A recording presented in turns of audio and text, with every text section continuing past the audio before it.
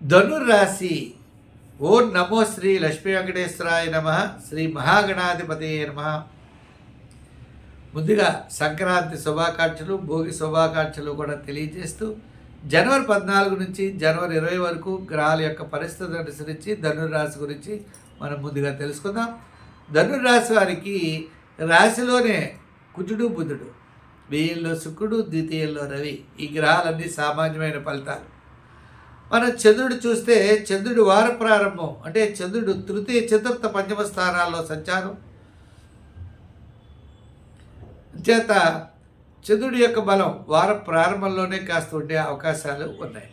ఏదైనప్పటికీ ఈ రాశి వారికి గురుడు యోగదాయకం, శని యోగదాయకం. గురుడు పంచమ స్థానంలో, శని తృతీయ స్థానంలో యోగవంతాన్ని ఇస్తారు. అంటే చిన్న చిన్న చికాకులు తప్పు. ఏదో పక్క వాళ్ళ వల్ల వీళ్ళ వల్ల, బంధువుల వల్ల, మిత్రుల వల్ల ఏవో సమస్యలు వస్తూనే ఉంటాయి. వచ్చినప్పటికీ గురు బలం ఉండడం చేత, శని బలం ఉండడం చేత ఎంతటి పనినైనా కూడా మీరు విజయవంతంగా పూర్తి చేయగలుగుతారు. దెబ్బలాటకు వచ్చారనుకోండి, వాళ్ళే వెళ్ళిపోతారు, మీరేం మాట్లాడక్కర్లా.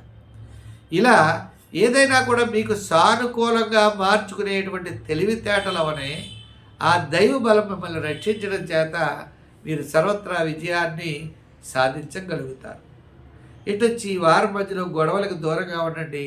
వారాంతం ఆర్థిక వ్యవహారాల్లో జాగ్రత్తలు తీసుకోండి.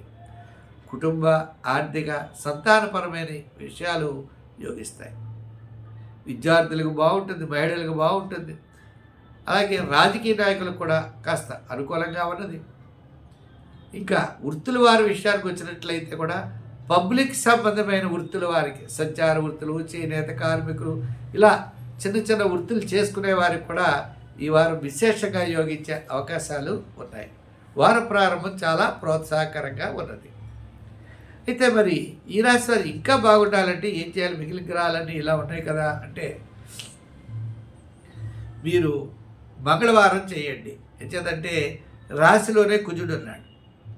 మంగళవారం చేస్తూ మంగళవారం నాడు దొరికినట్లయితే తప్పనిసరిగా కందులు కానీ, కందిపప్పు కానీ దానం చేయడం మంచిది. సంఖ్యల్లో మరి ఈ రాశి వారు 3వ నెంబర్ వాడండి.